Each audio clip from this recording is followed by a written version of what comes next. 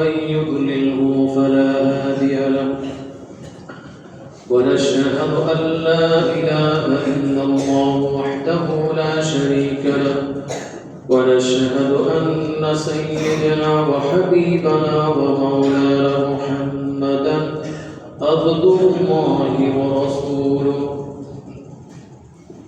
الذي أرسله بالحق بشيرا ونذيرا وداعيا إلى الله بإذنه وسراجا منيرا فقد قال الله تعالى في كلامه المجيد وفي فرقانه الحميد أعوذ بالله من الشيطان الرجيم بسم الله الرحمن الرحيم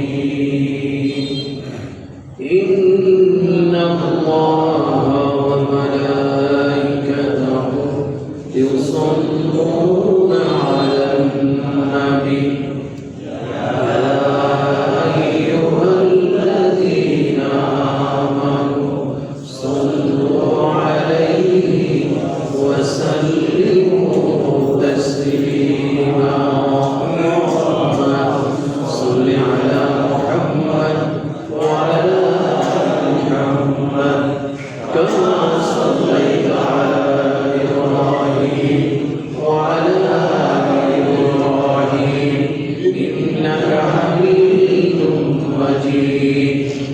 اللهم بارك على محمد وعلى آل محمد كما باركت على إبراهيم وعلى آل إبراهيم إنك حميد مجيد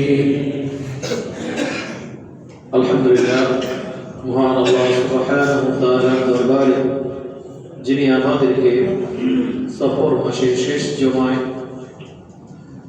পবিত্র জুমা আজকে আব্দুল কাদের খান মসজিদে আসা বসা সুস্থ থাকার তৌফিক দান করেছেন সেই মনিবের দরবারে কালেমাতু শুকরিয়া আদায় করে বলছি আলহামদুলিল্লাহ।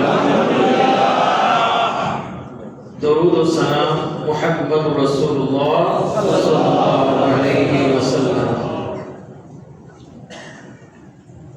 আমরা গত সপ্তাহে কিছু গুরুত্বপূর্ণ সালাতের বিষয় নিয়ে আলোচনা করেছিলাম।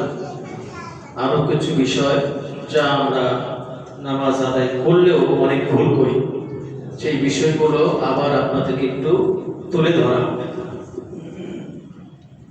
তো আমাদের মধ্যে দেখি অনেকে নামাজ যখন হয় একটু বেশি বেশি জায়গা নিয়ে নেয়। জায়গা কি করে? আবার একজন যদি চায় নামাজ বিছায় রাখে, তার চায় নামাজ যাতে অন্য কেউ দাঁড়াইতে না পারে সে একটু পাশ করে দাঁড়ায়। আবার কেউ আছে সামনের বুড়াঙ্গ দিয়ে কাতা সোজা করে, বুড়াঙ্গ দিয়ে কাতা সোজা করে। জীবনে কাতা সোজা হবে? কারণ পাখি সবার সমান না, লম্বা ছোট আছে, এজন্য অনেকে পা সোজা করতে হবে কোন জায়গা দিয়ে? বুড়ানি দিয়ে। আবার কেউ আছে নামাজের আগে, নামাজ পড়ার সময় যখন সুন্নত পড়ে তখন সামনে দিয়ে সূত্রা দেওয়া হয়। সূত্রা কতটুকু দূরত্ব দিতে হবে এগুলো গুরুত্বপূর্ণ বিষয়। তারপর হলো সিজদায়ে সাহু সিজদা, এটা কখন কিভাবে দিতে হবে এটাও আমরা অনেকে জানি না। তারপর হলো অজু করার গুরুত্ব কতটুকু, অজু কিভাবে করতে হয়। দেখা যায় অনেকে অজু করে, অজুর আগে পা ধোয়া শুরু করে। কি করে? আগে বসে আগে পাটা ধুইয়া তারপরে অজু শুরু করে। এটা আমাদের মধ্যে একটা অনেকেই করে। তো এটা নিয়ে আবার একদিন এখানে যখন একজনকে বলছিলাম, সে আবার আমার উপর রাগ হয়ে গেছে। হ্যাঁ, আপনার কাছে আমার জানতোই না। আচ্ছা ঠিক আছে, তো এরকম আছে। কারণ যে যেটা জানে সে মনে করে এটাই ঠিক। আমি কি কম জানি?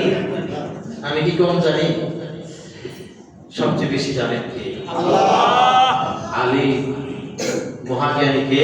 আল্লাহ। সুবহানাল্লাহ। তো আজকের আলোচনা বিষয় আমরা আলোচনা করব, এর মাঝখানে আরেকটু বিষয় আছে, এই ভাস্কর্য। কি ভাস্কর্য? এখন মনে হয় কেউ খুব বৈধ করার চেষ্টা করতেছে। ভাস্কর্য কি সবসময় হারাম না মাঝে মাঝে হারাম? হ্যাঁ, সবসময় হারাম। কুল্লু মুসাব্বির ফিন্নার, প্রতিটি ভাস্কর্যই জাহান্নামের আগুন। প্রতিটি ভাস্কর্য কি জাহান্নামের আগুন। যে করবে, তৈরি করবে, সে জাহান্নামে যাবে। এই জন্য ইন্না আশাদ্দান নার, নিশ্চয়ই তার কঠিন আযাব, আযাব ইয়াউমাল কিয়ামাত আল মুসাব্বিরিন, যে নাকি ভাস্কর্য তৈরি করবে সে যেন তার ঠিকানাটাকে জাহান্নামে বানায় নেয়। যেমন শেখ মুজিবুর রহমান বঙ্গবন্ধু, তার ভাস্কর্য যেমন বাংলাদেশের জুলাই বিপ্লব যখন হয়েছে সবাই ভেঙেছে, এবং এই জুলাই এই ভাস্কর্য নিয়ে সবাই কথা বলেছে, তেমনি শহীদ প্রেসিডেন্ট জিয়াউর রহমান তারা যদি কোনো ভাস্কর্য তৈরি করে, তেমনি মুসলমান হিসাবে আমরা একইভাবে প্রতিবাদ করব। তেমনি জুলাই যোদ্ধা, যারা জুলাই যুদ্ধ করেছে, শহীদ হয়েছে, তাদেরও কোনো ভাস্কর্য তৈরি করতে দেওয়া হবে না। এটা হলো ঈমানের দাবি। এটা কিসের দাবি? রাসূল সাল্লাল্লাহু আলাইহি ওয়াসাল্লাম ভাস্কর্য তৈরি করতে নিষেধ করেছেন। এটা সব সময়ের জন্য। সেটা যদি সৌদি আরবে হয় হালাল হয়ে যাবে না। এখন তো বিভিন্ন ইসলামী রাষ্ট্র ভাস্কর্য তৈরি করে। তুরস্কের মধ্যে অনেক ভাস্কর্য আছে, কারণ তারা ওই সেকুলারিজমটাকে এখনো দূর করতে পারেনি। এরকম বহু মুসলিম দেশ আছে, সেখানে এরকম বড় বড় ভাস্কর্য। এমনকি সাদ্দাম হোসেন তার সময় নিজের সময় ভাস্কর্য তৈরি করেছিল, সেই ভাস্কর্য দেখে দেওয়া হয়েছে। তবে আমরা সব সময় যেটা কোরআন হাদিস বলেছে সেটাই আমরা মানব। আমরা যেটা কোরআন হাদিস বলেছে সেটাই আমরা মানব। আল্লাহ রাসূল যেটা বলেছেন সেটাই আমরা মানব। সেটাই হলো আমাদের তরিকা। আমরা নিজ থেকে কোনো কথা বলবো না, মানবো না। ইনশাআল্লাহ যারা এই ধরনের কাজ করছে তাদের প্রচন্ড রকমের প্রতিবাদ জানাচ্ছি। ভাস্কর্য কোনোভাবে জুলাই যোদ্ধা হয়েছে মাথা কেটে দিলে কি বৈধ হবে? না। এজন্য আমরা মনে করেন যে আমরা শুধু আমাদের আমাদের নিজেদেরই সমালোচনা করি, অন্যের সমালোচনা করি না, আমরা আমাদেরও সমালোচনা করি। আমাদের ওলামাদের মধ্যে কেউ কেউ এরকম কথাও বলেছেন যে মাথাটা কেটে দিলেও হয়। যদি আমার নেতা হয়, আমি আমার নেতার বিরুদ্ধে আগে কথা বলি। যদি আমার বাবা হয়, আমি আমার বাবার বিরুদ্ধে আগে কথা বলি। কারণ কথা যদি আল্লাহর হয়, আল্লাহ রাসূলের তরিকা হয়, পৃথিবীর কে কি বললো কোনো দেখার বিষয় নয়। ঠিক কিনা ভাই? এই জন্য কোন ভাস্কর্য, কোন অবয়ব এই মুসলমানের বাংলাদেশে তৈরি করা যাবে না। সেটা বঙ্গবন্ধু হোক, জিয়াউর রহমান হোক, বা জুলাই যোদ্ধা হোক, বা আরো কেউ হোক, কোন ভাস্কর্য পৃথিবীতে তৈরি করা যাবে না। আমরা অন্তত বাংলাদেশে না, প্রত্যেকটি ঘরের ঈমানের দাবি। ঠিক কিনা ভাই? আল্লাহ তাআলা আমাদেরকে তৌফিক দান করুন। আমিন। গত সপ্তাহে বলেছিলাম 4 প্রকার নামাজি। বলেন কয় প্রকার? 4 প্রকার। এক প্রকার নামাজি, তারা কি? তারা হলো সিজনাল নামাজি। একটু মনে রাখবেন, আঙ্গুল দিয়ে গণনা করে দিবেন। আপনি কোন কাতারে আছেন? আপনার চেয়ে কেউ বেশি আর কেউ জানে না। আপনি কোন কাতারে আছেন? আপনার চেয়ে বেশি কেউ জানবে না। এক নাম্বার, যারা সিজনাল নামাজি, অর্থাৎ ঈদের নামাজ, এই কি বলে শবে বরাতের নামাজ, তারপর হলো ওই রজব মাসের কিছু নামাজ, শবে মেরাজের নামাজ, এরকম কিছু নামাজই আছে না? তারা ফরজ নামাজের চেয়ে ওই নামাজগুলোকে অনেক বেশি গুরুত্ব দেয়। তারা হলো সিজনাল নামাজি। আরেকটা হলো সাপ্তাহিক নামাজি, শুধু জুমার দিনে নামাজ পড়ে। আর এদের জন্য মসজিদের তালাগুলা বড় করা হয়। কাদের জন্য ভাই? ওদের জন্যই। এই ওয়াক্তে নামাজের সময় কি এই মসজিদ বইটা দোতলায় ভরে? অর্ধেক অর্ধেক ভরে। যাক আলহামদুলিল্লাহ, আলহামদুলিল্লাহ। কোন জায়গায় নিচতলাই ভরে না। তাহলে তারা কি? তারা সাপ্তাহিক। তারাও ওই নামাজীদের কাতারে। এরা কি? এরা হলো ফাওয়াইদুল লিল মুসাল্লিন, ওই সমস্ত নামাজীদের ধ্বংস। কে বলছেন কথাটা? আল্লাহ বলে দিয়েছেন। তাহলে এই দেখো 2 নম্বর নামাজ। 3 নম্বর নামাজ, 1 নম্বর নামাজ আর 2 নম্বর নামাজ। তারা কি? তারা নামাজ পড়ে, কিন্তু নামাজ কেন পড়ে?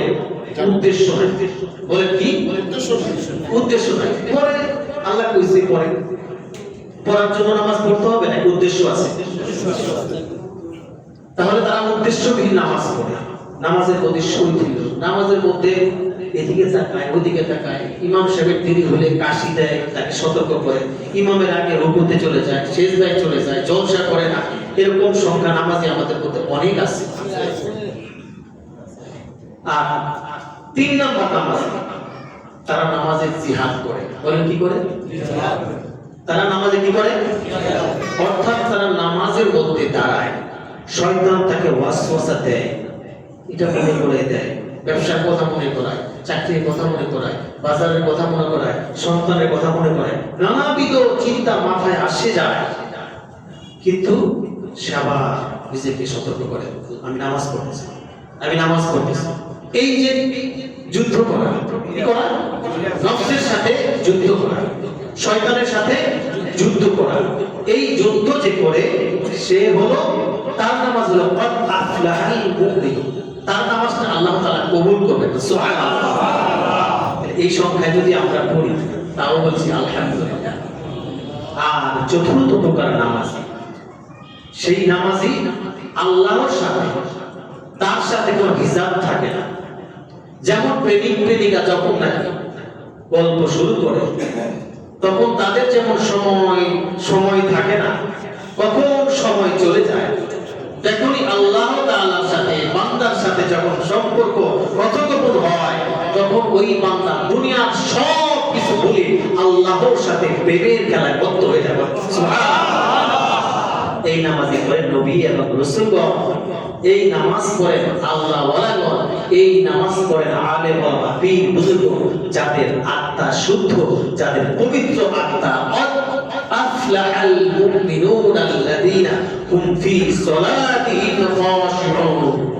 অবশ্যই সফল করো তারা যারা নামাজের মধ্যে বিনয় অবরিত চিত্তে আল্লাহ তাআলার সামনে দণ্ডায়মান হবে। সুবহানাল্লাহ।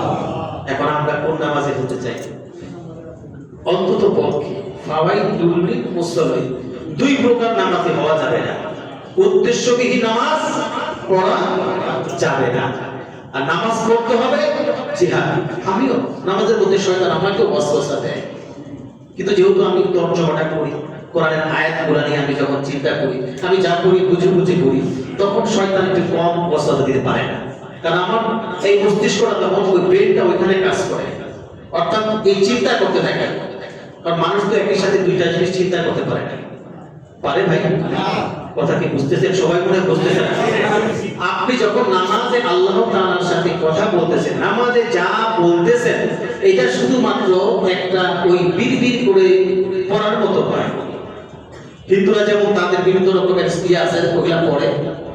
আমরা কি মুসলমানের সাথে বিড়বিড় করে পড়বো, নাকি নামাজের মধ্যে আল্লাহ তাআলার সাথে কানেকশন তৈরি হবে? এই যে আপনি নামাজের মধ্যে দাঁড়াইছেন, ওযু করতেছেন, অর্থাৎ আপনি পবিত্র হচ্ছেন। এই পবিত্র হওয়া, অনেকে দেখছি এই নামাজের মধ্যে যখন আসে পোশাকটা ময়লা করে আসে, মানে একটা পোশাক নির্ধারিত করে রাখে, ওইটা পরেই নামাজে আসে। জুমার দিনে না, বন্ধ নামাজে। যেমন এখানে বলেছে যে খুযু যিনাতাকুম ইনদা কুল্লি মসজিদ। প্রত্যেক সময় যখন তোমরা মসজিদে নামাজের জন্য যাবে, তখন সুন্দরতম পোশাক পরিধান করবে। কারণ তুমি কার সাথে আসছো দেখা করতে? কার সাথে কথা বলার জন্য আসছো? একটু একজন কমিশনার, একজন মেম্বার, চেয়ারম্যান গেলে এর সামনে দাঁড়ায় কত কাকুতি মিনতি করে, আর সে মহান রবের সামনে তুমি দাঁড়ায় আসছো, এই জন্য তুমি ময়লা আবর্জনা পোশাক যখন পরে আসো, তখন এই অপবিত্র আত্মা নিয়ে তুমি আল্লাহর সাথে কথা বলতে পারবা? তখন তো শয়তান তোমাকে ওয়াসওয়াসা দিবেই। কথা কি বুঝতেছেন ভাই? তাহলে কি করবেন আপনারা?